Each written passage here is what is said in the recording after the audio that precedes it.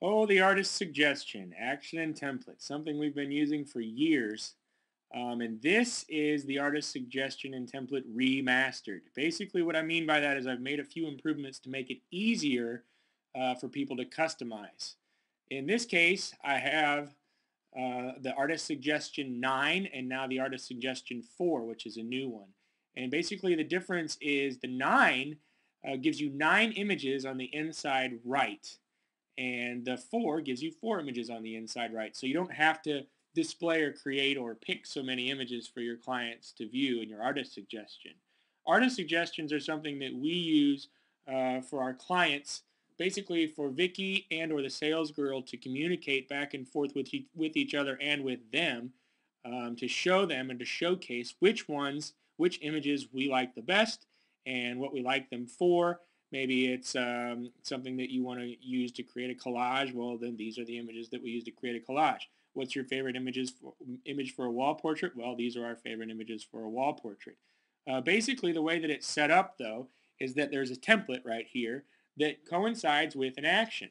So you open the template first, and then you open 9 images if you're using the 9. I'll just pick 9 random images. And those are going to be the images that go on the inside right of your artist suggestion. And it's just an 8.5 by 11 piece of paper that you print out one side, flip it, print out the other side. You open up your 9 images. Now what I pick is going to be used on the cover, and then as the favorite image on the inside, and then as an artistic image on the back. Those are the last 3 images. So if I go down here to my vGallery Artist Suggestion 9 action, I'll click on it and hit play. And the beauty of this is now Photoshop is doing all the work for me. It's taking every image and it's resizing it to the proper size. Then it's dragging and dropping every one of the images to the template. And then it's going to go through and place them wherever they need to be. And then basically 90%, 99% of the work is done for me. I'm using Photoshop as a production machine. When we were doing these manually, especially without the template, they were taking us, half hour, 45 minutes or more. Now it takes us just a few minutes and all the work is done for us. So now you'll see at the end, when all is said and done, I added a stop that says click stop and change the name of the family and change the faded letter of their last name, because here on the front, you'll notice it says, in this case, Dear Buse family. So you can just go to your text tool and then click on that and change it to, let's see, Smith or whoever. Um, and then you can change the letter of the last, the faded letter behind by going up in your layers palette, clicking that, and let's see if I can grab it here.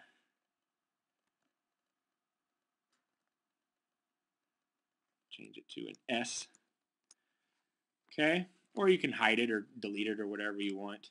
The fact is they're all on separate layers, so you can move things around independently. Now, obviously, you have our information on here, okay? So it says studio name vGallery. What you can do before all of this is customize it yourself. So what I would recommend then when you do that is to click studio name and maybe go in and then get rid of this and put your own studio name in there, but don't get rid of the layer or don't change the layer, the orders of the layer, or the template might not work. But if you basically don't add or subtract too many layers, or any layers, I wouldn't recommend, but keep the structure the same. But you can change all the content. All the text can be changed. Even the layers themselves can be changed. And if you don't want a studio name on there, just do what I did and delete it or erase it. But you don't have to get rid of this layer because that might mess up the way that the action and template work together.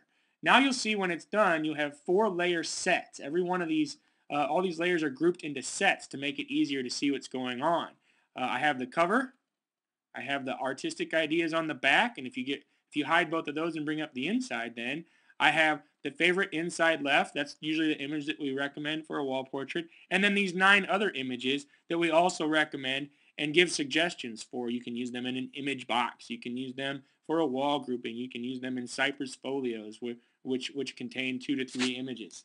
It's just a great way for us to communicate with the client, because invariably what they want to know is, well, what does Vicky think, or what is Vicky like? And she's not always in the sales. So this is just a way for us to say, this is what we suggest, and it directs them in, where we want to go. That's what they're coming to us for. They want direction. They want our opinions and our artistic ideas.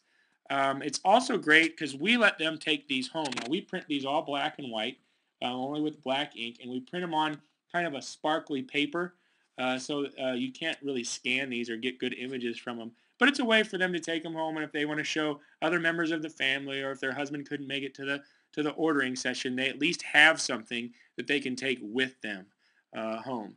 Generally, we want to encourage them to order while they're there, but that doesn't always happen, as everybody knows. And this is just a way for them to have reference later on if they need to, or to have something to hold on to and to look at while they're waiting for their order to arrive. The artist suggestion, action, and templates.